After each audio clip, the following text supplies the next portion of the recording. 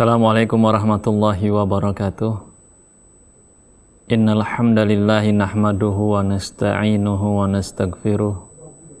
Na'udzu billahi min syururi anfusina wa min sayyiati a'malina. May yahdihillahu fahuwal muhtad wa may yudlil falan tajida lahu waliyyan mursyida.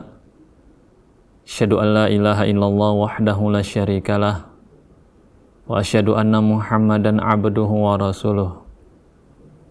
Qala Allah Ta'ala fi kitabihil karim, ya ayyuhalladzina amanu taqullaha haqqa tuqatih wa la tamutunna illa wa antum muslimun. Wa qala an-nabiy sallallahu alaihi wasallam, fa inna asdaqal hadithi kitabullah wa khairal hadi hadi Muhammadin sallallahu alaihi wasallam. Syarrul umuri muhdatsatuha wa kullu muhdatsatin bid'ah.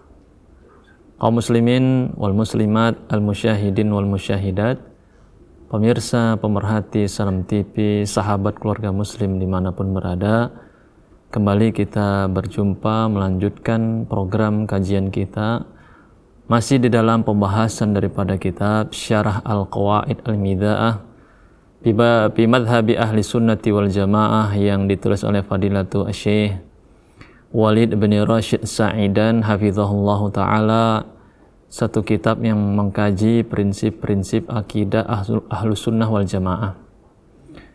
Tentunya senantiasa kita bersyukur kepada Allah, memuji Allah subhanahu wa ta'ala, memperbanyak mengucapkan alhamdulillahi rabbil alamin atas nikmat-nikmatnya yang terus membersamai kita, nikmat iman, nikmat Islam, nikmat sehat, nikmat waktu luang, dan nikmat-nikmat yang lainnya. Tentu ini semua datangnya dari Allah subhanahu wa ta'ala.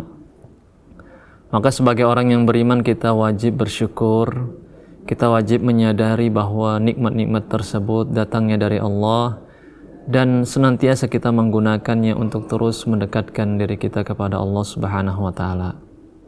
Salawat dan salam senantiasa kita mintakan kepada Allah subhanahu wa ta'ala untuk Nabi kita Muhammad sallallahu alaihi wasallam, beserta untuk keluarganya, untuk sahabat-sahabatnya, dan orang-orang yang mengikutinya sampai hari kiamat kelak. Amin ya rabbal alamin. Kaum muslimin yang dirahmati oleh Allah subhanahu wa ta'ala, tema kita masih mengkaji dan melanjutkan pembahasan sebelumnya berkaitan tentang hisab, ya, hari penghitungan, hari audit manusia, ya, bahwa orang-orang yang beriman, kita semua orang-orang yang beragama Islam, ya, akan diaudit oleh Allah subhanahu wa ta'ala. Kita akan dihitung kelak pada hari kiamat, yang dengannya akan tampak mana orang-orang yang pantas untuk mendapatkan surga Allah subhanahu wa ta'ala, dan dengannya diketahui mana orang-orang yang berhak mendapatkan siksa Allah subhanahu wa ta'ala. Maka itulah yaumul hisab, hari penghitungan amal, ya. Hari ini yang ada pada kita hanyalah ibadah, al-yaum al-amal, ya, belum ada hisab. Hari ini kita memperbanyak amalan, memperbanyak kebaikan, dan belum dimulai, belum di start yang namanya hari hisab. Tapi kelak pada hari kiamat itu merupakan hari hisab, hari audit.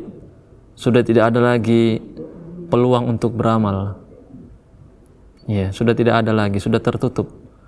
Maka orang-orang yang hendak memperbanyak amalannya, memperberat timbangan kebaikannya ini, hari ini, sekarang, di waktu kita masih hidup di muka bumi ini, masih terbuka pintu untuk kita memperbanyak amalan kita.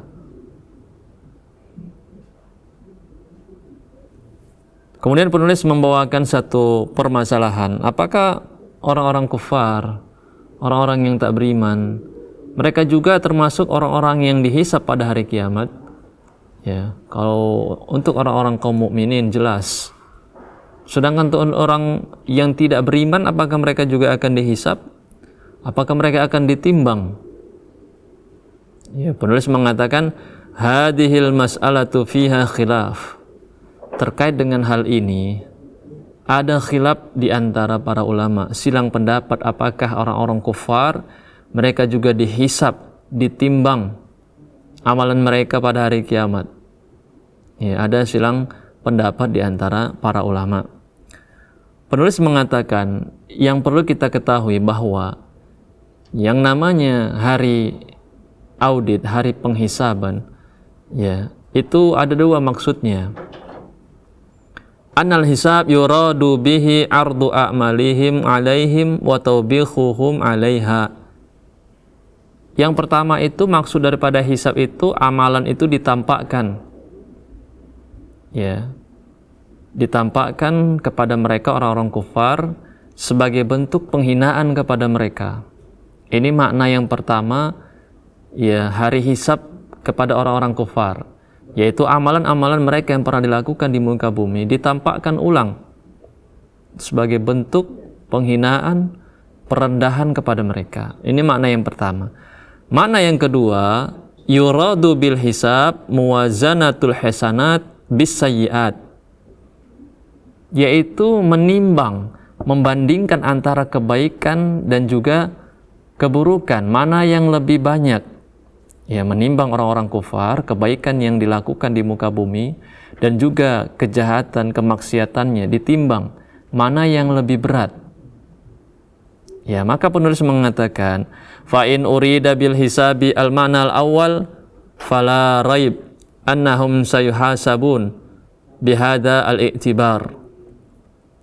Adapun makna yang pertama, maka ini adalah suatu yang hak, suatu yang benar, bahwa mereka akan ditampakkan amalan-amalan mereka, orang-orang kufar, sebagai bentuk penghinaan, ya, sebagai bentuk perendahan kepada mereka. Itu makna yang pertama benar. Adapun makna yang kedua, maka ini tidaklah benar, yaitu kebaikan orang-orang kufar ditimbang, kemudian kejahatannya ditimbang, supaya ketika kebaikannya banyak bisa mereka selamat dan masuk ke dalam surga. Maka ini tidaklah benar, ya, karena tidak ada lagi kebaikan bagi orang-orang kufar. Di akhirat sudah tidak ada lagi, ya, yang namanya kebaikan bagi mereka. Akan tapi maksud dihisab amalan mereka itu supaya tampak di derajat mana mereka masuk ke dalam neraka. Karena neraka Allah Subhanahu wa taala juga bertingkat-tingkat.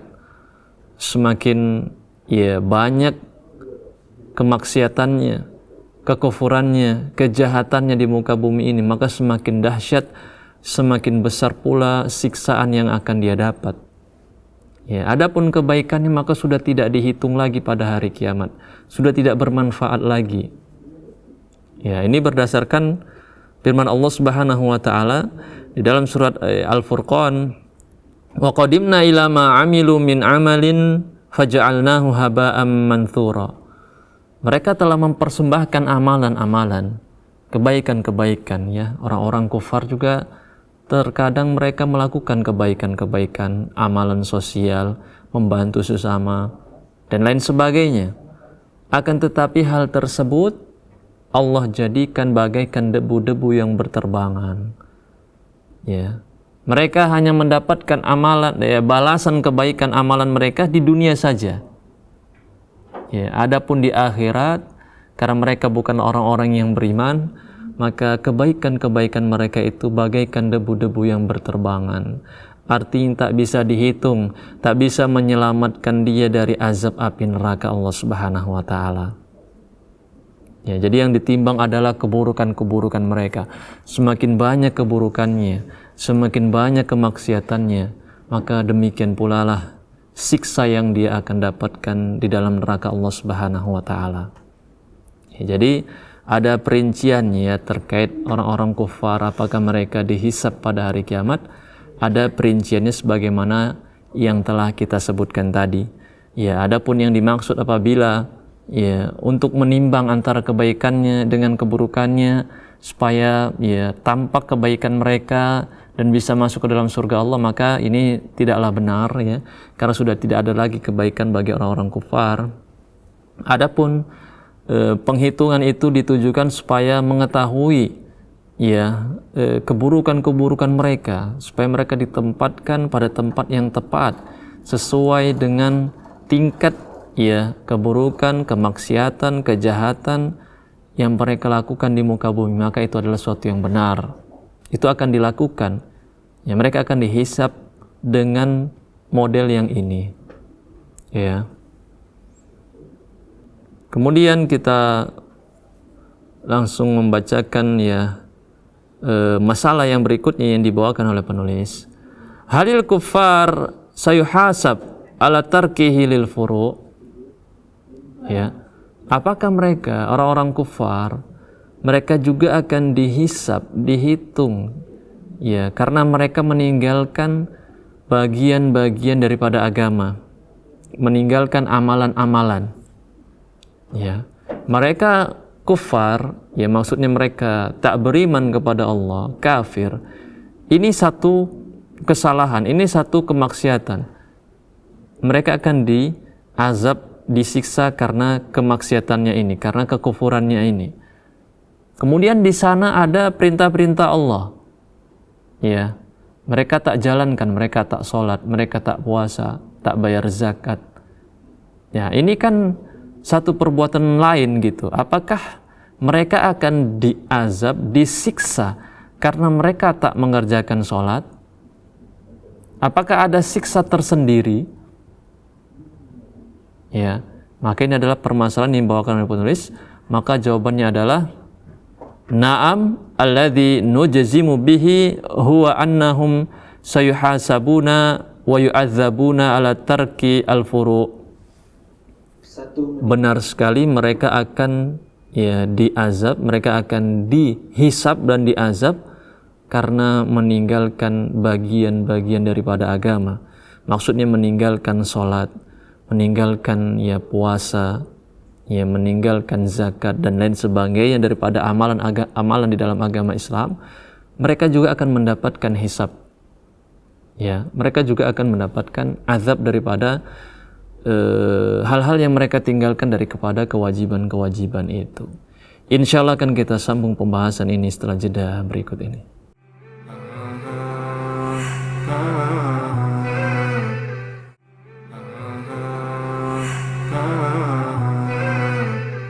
Alhamdulillah wassalatu wassalamu ala rasulillahi amma ba'du.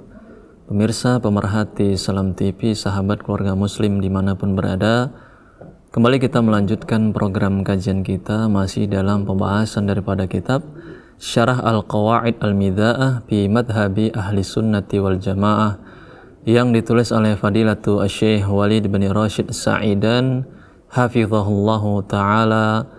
Satu pembahasan berkaitan tentang prinsip-prinsip akidah Ahlus Sunnah wal Jamaah.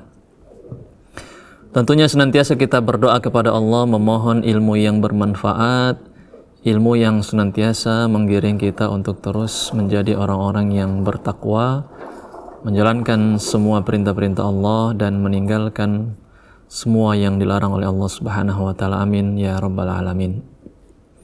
Pembahasan kita masih berkaitan tentang hisab, hari audit manusia. Kemudian kita masuk kepada satu permasalahan, apakah orang-orang kufar mereka juga akan dihisab karena mereka meninggalkan bagian-bagian daripada agama, maksudnya amalan-amalan yang sifatnya cabang di dalam agama ini.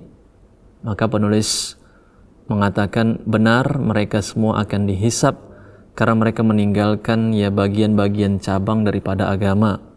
Di antaranya sholat, zakat, puasa dan lain sebagainya. Mereka semua akan dihisab akan hal tersebut. Karena penulis mengatakan bahwa Islam itu merupakan syarat sah di dalam satu amalan maka mereka juga akan dimintai untuk mereka akan artinya mereka semua sebenarnya mendapatkan perintah. Semua manusia hakikatnya mendapatkan perintah, mendapatkan beban untuk menjalankan bagian-bagian daripada agama ini, maksudnya amalan-amalan daripada agama. Bukan hanya orang-orang Islam. Ya, bahkan orang-orang kufar sejatinya mereka juga mendapatkan seruan, mendapatkan perintah untuk menjalankan perintah-perintah di dalam agama. Ya. Di antara dalil yang beliau bawakan firman Allah Subhanahu wa taala di dalam surah Al-Muddatsir, ya, ketika Allah Subhanahu wa taala mengabarkan tentang pertanyaan orang-orang berkaitan tentang orang-orang mujrimin, ma salakakum fi saqar qalu lam nakum minal musallin. Ya. Kenapa mereka bisa masuk ke dalam neraka Saqar? Maka mereka berjawab karena kami telah meninggalkan salat. Ya. Walam nakun nut'imul miskin, dan kami tidak memberi makan orang-orang miskin. Ya. Jadi ini permasalahan-permasalahan puruk, permasalahan-permasalahan cabang yang dengannya mereka dihisab, diazab oleh Allah Subhanahu wa taala.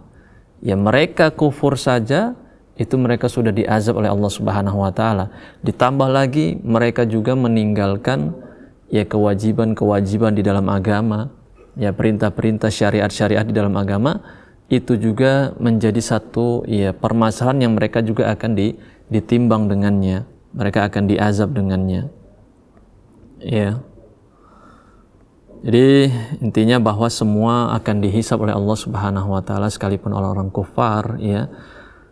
Pelajarannya bahwa mari benar-benar kita mempersiapkan hari yang kita pasti semua akan mendatangi hari tersebut, ya, cepat atau lambat, suka ataupun tidak suka, maka kita semua akan dihisab oleh Allah Subhanahu wa taala, yang dengannya kita akan tampak, ya, di mana ya tempat kita kelak.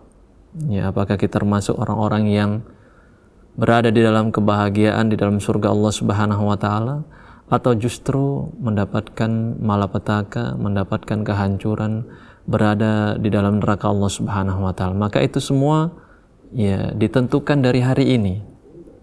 Ya, ditentukan dari hari ini. Apa yang mau kita rasakan pada hari kiamat kelak, maka sangat ditentukan dengan apa yang kita lakukan pada hari ini. Kalau kita ingin mendapatkan kebahagiaan, maka kita mulai dari hari ini. Kita memperbanyak amalan-amalan kebaikan yang ketika Allah nanti hisab, kita akan merasa senang, ya, dan kita tinggalkan semua kemaksiatan-kemaksiatan dan dosa-dosa kalau kita ingin mendapatkan kesuksesan ya di hari kiamat kelak. Sebaliknya, kalau ada orang yang ingin kehancuran, ya silakan lakukan apapun yang kalian kehendaki, maka kalian akan mendapatkan apa yang telah kalian lakukan di muka bumi ini. Ya. Kemudian kita masuk kepada kaidah yang baru yang dibawakan oleh penulis, dan ini kaidah yang ke-72, ya, al-qaidatu tsaniyah was-sab'un. Al-jannatu wan-nar mawjudatani la tanfiyani abada. Bahwa surga dan neraka itu sudah ada dan itu tidak akan binasa. Ya. Setelah manusia dihisab oleh Allah Subhanahu wa taala, tentu itu untuk menentukan di mana tempat berakhirnya, surgakah atau neraka. Maka permasalahan berikutnya, surga itu sudah diciptakan oleh Allah atau belum? Maka penulis membawakan satu kaidah bahwa surga dan neraka itu sudah ada sekarang ini dan dia tidak akan pernah binasa. Tidak akan pernah hancur, artinya tidak ada masanya seperti manusia. Ada masa bermula dan ada masa berakhir. Sedangkan surga Allah Subhanahu wa taala sudah ada hari ini, memang dia diciptakan oleh Allah Subhanahu wa taala, artinya tadinya tidak ada kemudian diadakan oleh Allah Subhanahu wa taala, akan tetapi dia tidak memiliki batas akhir. Dia tidak akan binasa. Ya, baik surga maupun neraka Allah Subhanahu wa taala. Itu sudah ada hari ini, sudah diciptakan, sudah selesai penciptaan itu, dan dia tidak akan pernah binasa. Ya, kalau ada sebagian orang mengatakan, berarti kalau demikian ada di sana yang kekal selain Allah Subhanahu wa taala, maka kita jawab bahwa kekekalan Allah Subhanahu wa taala dengan surga dan neraka itu berbeda. Kalau kekekalan Allah Subhanahu wa taala itu memang sudah kekal, Ya, beda dengan surga dan neraka, kekekalan mereka itu karena Allah yang mengekalkannya. Ya, kemudian surga dan neraka itu memiliki permulaan. Berbeda dengan Allah Subhanahu wa taala. Ya. Surga dan neraka tadinya tidak ada, kemudian Allah ciptakan. Ya, jadi surga dan neraka ini termasuk bagian daripada makhluk-makhluk Allah Subhanahu wa taala. Ya, yang namanya makhluk tentu itu diciptakan. Ketika ada sesuatu yang diciptakan, maka ada masa permulaannya. Ada masa-masa belum ada sesuatu yang diciptakan itu. Ya, jadi dari sudut pandang ini sudah berbeda ya antara kekekalan Allah Subhanahu wa taala dengan kekekalan ya makhluk-makhluknya, diantaranya surga dan neraka Allah Subhanahu wa taala. Namun poin yang perlu kita tekankan pada kesempatan ini bahwa ketika kita mengetahui bahwa yang namanya surga dan neraka itu adalah suatu yang kekal, yang tidak akan binasa, maka ini hendaknya tertanam, tertancap kuat di dalam dada-dada kita masing-masing. Kalaulah seseorang bisa masuk ke dalam surga Allah, dia akan mendapatkan kenikmatan yang luar biasa, ya, kenikmatan yang sangat-sangat besar, yang dia tidak bisa bayangkan, dan dia akan mendapatkan lebih dari itu, mendapatkan itu semua selama-lamanya. Ya, selama-lamanya, tidak ada batasan waktu, tidak 1 juta tahun, tidak 1 miliar tahun, tidak 1 triliun tahun, karena itu masih ada batasannya. Ini suatu yang tidak ada ujungnya, terus menerus di atas kenikmatan, bersenang-senang di dalam surga Allah. Maka 60 tahun kita di muka bumi, 70 tahun, 80 tahun, bilang 100 tahun, hendaknya itu kita gunakan untuk kita mendapatkan kebahagiaan yang kekal. Ya, maka orang-orang yang berakal, orang-orang yang cita-citanya tinggi, dia akan maksimalkan kesempatan hidupnya yang hanya puluhan tahun ini untuk mendapatkan kenikmatan yang tiada henti-hentinya, yaitu pada surga Allah Subhanahu wa taala. Sekaligus menjadi rem ya untuk seseorang melakukan kemaksiatan, menjadi rem pengetahuannya bahwa surga dan neraka ini adalah kekal. Ini menjadi rem baginya yang memberhentikannya dari berbuat kemaksiatan, berbuat kerusakan, kejahatan, dan lain sebagainya. Karena dia tahu di sana ada tempat ya diazabnya manusia dengan waktu yang begitu lama. Ya, beda hari kita di muka bumi ini dengan hari di surga dan neraka.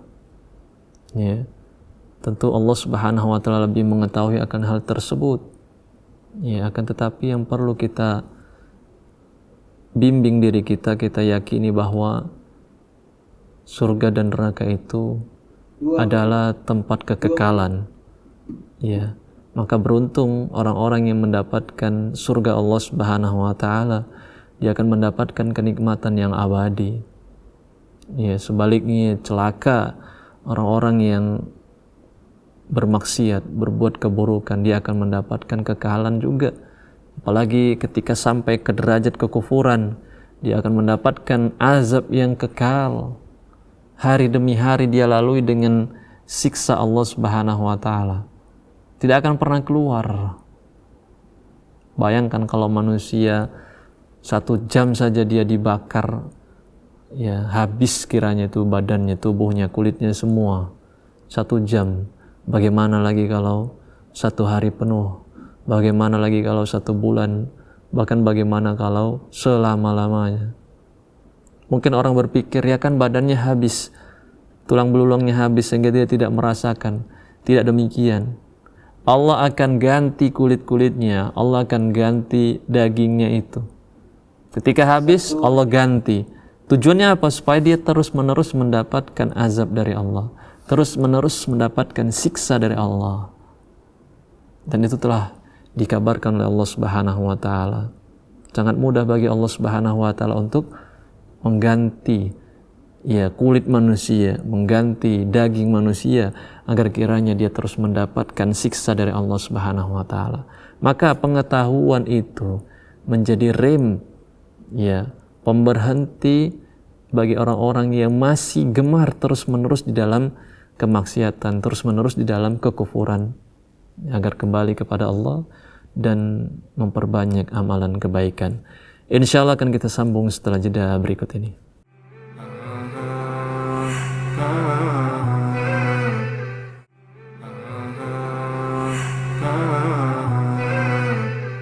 Alhamdulillah wassalatu wassalamu ala rasulillahi amma ba'du. Pemirsa, pemerhati Salam TV, sahabat keluarga muslim dimanapun berada, kembali kita melanjutkan program kajian kita masih dalam pembahasan daripada kitab Syarah Al-Qawaid Al-Mida'ah bi Madhabi Ahli Sunnati wal Jamaah yang ditulis oleh Fadilatu Syekh Walid bin Rashid Sa'idan hafizahullahu ta'ala. Satu pembahasan yang berkaitan tentang prinsip-prinsip akidah Ahlus Sunnah wal Jamaah. Tentunya senantiasa kita berdoa kepada Allah, memohon kepada Allah Subhanahu wa taala ilmu yang bermanfaat, ilmu yang senantiasa menggiring kita untuk terus bertakwa kepada Allah Subhanahu wa taala dimanapun kita berada. Amin ya rabbal alamin. Kaidah kita pada kesempatan ini yaitu al-jannatu wan nar maujudatani la tanfiyani abada wala tabidani, bahwa surga dan neraka itu sudah ada, sudah diciptakan oleh Allah Subhanahu wa taala. Dia tidak akan hancur dan tidak akan sirna. Jadi surga tempat yang penuh kenikmatan, neraka tempat yang penuh siksa, itu sudah ada hari ini, sudah diciptakan oleh Allah Subhanahu wa taala. Sebagaimana Allah sudah menciptakan langit dan bumi dan matahari, demikian pula Allah Subhanahu wa taala sudah ciptakan surga dan neraka Allah Subhanahu wa taala. Banyak dalil berkaitan tentang hal tersebut. Di antaranya Allah Subhanahu wa taala berfirman tentang nikmat-nikmat surga. Allah berfirman, uiddat lil muttaqin, di dalam surat Ali Imran, bahwa nikmat-nikmat surga, kebahagiaan di sana itu sudah disiapkan bagi orang-orang yang bertakwa. Allah menyebutkannya uiddat, sudah disiapkan. Di dalam ayat yang lain, uiddat lilladzina amanu billahi wa rusulih, bahwa itu surga sudah disiapkan, sudah dijadikan, diperuntukkan bagi orang-orang yang beriman kepada Allah dan Rasul-Nya. Tentu ini di dalam bahasa Arab suatu yang telah lalu, fi'il madhi, sudah berlangsung, sudah selesai. Dan itu disebutkan oleh Allah Subhanahu wa taala langsung di dalam Al-Qur'an. Maka kita beriman akan ayat tersebut yang menyatakan bahwa surga Allah termasuk neraka itu sudah ada, sudah jadi. Walaupun mungkin ada orang-orang yang menentang hal tersebut, bahwa surga dan neraka belum ada, atau hanya mengatakan itu suatu yang tidak benar, lebih parah lagi, bahwa tidak ada yang namanya surga, tidak ada yang namanya neraka, manusia mati sudah mati, akan datang manusia yang lain, tidak ada lagi hari hisab, apalagi surga dan neraka seperti keyakinan sebagian manusia. Tapi tidak. Yang benar bahwa surga dan neraka itu sudah ada, sudah diciptakan oleh Allah Subhanahu wa taala. Jadi jangan ragu. Dan ini menjadi motivasi bagi kita bahwa kalau kita ingin masuk ke dalam surga dan sudah jadi surganya, terus kita berlomba-lomba di dalam melakukan amalan kebaikan. Bukan sekedar beramal, berlomba-lomba. Apa arti berlomba-lomba? Kita berusaha untuk mendahului satu dengan yang lain. Ketika ada saudara kita mampu, dia puasa, ayamul bid, kita imbangi atau justru bisa kita lampaui. Kita Senin Kamis kita jalankan. Ada saudara kita mampu setiap hari membaca setengah juz dari Al-Quran, maka kita berusaha mengimbanginya atau melampauinya dengan membaca 1 juz dan seterusnya. Saudara kita tak tinggal dia qiyamul lail, maka kita imbangi. Itulah yang namanya berlomba-lomba. Karena kita tahu ada tempat di sana yang penuh dengan kenikmatan, yaitu surga Allah Subhanahu wa taala yang telah diciptakan bagi orang-orang yang bertakwa, bagi orang-orang yang memiliki amalan kebaikan yang banyak. Allah berfirman di dalam surah As-Sajdah, "Fala ta'lamu nafsum ma ukhfiya lahum min qurrati a'yun jazaa'an bima kanu ya'malun."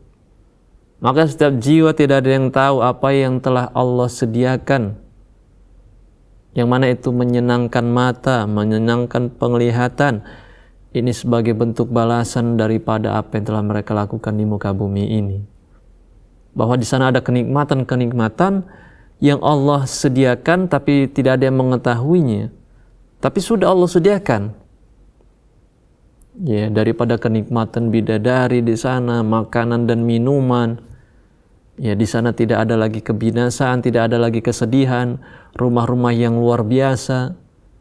Ini hanyalah kabar-kabar yang Allah sampaikan, yang sampai kepada kita. Tentu di sana ada hal-hal yang lebih kita tidak mengetahuinya.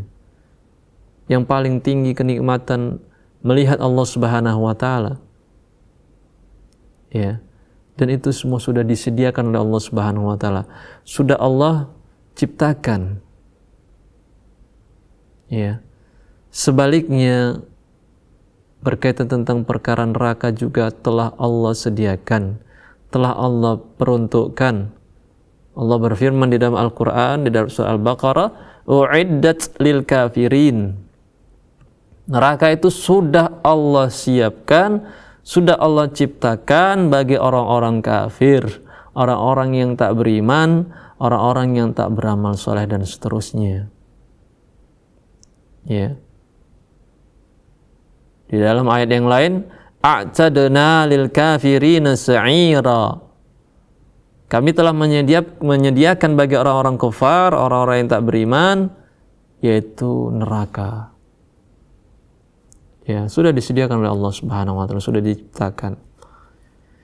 Di dalam sahihain min hadithi Ibnu Umar marfu'an, "Inna ahadakum urida maq'aduhu bil ghadati wal 'ashi, fa in kana min ahlil jannati fa min ahlil jannah, wa in kana min ahlin nar fa min ahlin nar, fa yuqal hadha maq'aduka hatta yab'atsakallahu 'azza wa jalla yaumal qiyamah." Sesungguhnya setiap orang di antara kalian ketika dia sudah meninggal akan ditampakkan baginya ya tempat duduknya kelak di akhirat pada waktu pagi dan sore hari. Ketika dia termasuk dari penghuni surga, maka dia akan ditampakkan tempatnya kelak.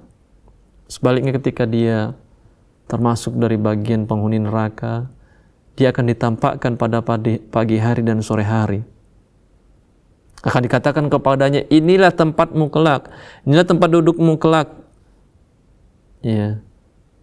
Dan itu terus disampaikannya, ditampakkan di setiap pagi dan sore hari. Ya. Demikian pula Allah Subhanahu wa taala berfirman, "An-naru yu'raduna 'alaiha guduwan wa 'ashiyya. Wa yauma taqumus sa'atu adkhilu ala fir'auna asyaddal 'adzab." Api neraka itu ditampakkan kepada mereka pada waktu pagi dan sore hari, yaitu kepada mereka para pembesar-pembesar Firaun, orang-orang yang kufar. Dan kelak pada hari kiamat dikatakan kepada mereka, masuklah kalian ke dalam azab yang berat kepada siksa Allah Subhanahu wa taala. Ya. Maka pemahamannya, bagaimana mungkin kalau sesuatu yang tidak ada itu bisa ditampakkan? Ya, ditampakkan kepada mereka pagi dan sore hari. Ini menunjukkan bahwa itu sudah ada. Karena kalau sesuatu yang tidak ada, maka dia tidak akan bisa ditampakkan. Ya. Di hadis yang lain, Nabi SAW pernah bersabda, "Ittala'tu fil jannati fa idza aktsara ahliha al-fuqara wattala'tu finnar fa idza aktsara ahliha an-nisa. Maka aku diperlihatkan surga. Aku melihat mayoritas penduduknya, penghuni surga itu adalah orang-orang yang fakir. Dan aku diperlihatkan pula neraka, maka mayoritas penduduknya itu adalah wanita. Ya, wanita menjadi penghuni terbanyak di dalam neraka Allah Subhanahu wa taala. Dan orang-orang yang fakir, orang-orang yang miskin itu merupakan penghuni mayoritas di dalam surga Allah Subhanahu wa taala. Ya, jadi kekayaan dan kemiskinan itu memang suatu yang sudah ditakdirkan oleh Allah Subhanahu wa taala. Tapi bukan berarti orang-orang kaya tidak ada yang di dalam surga, tidak.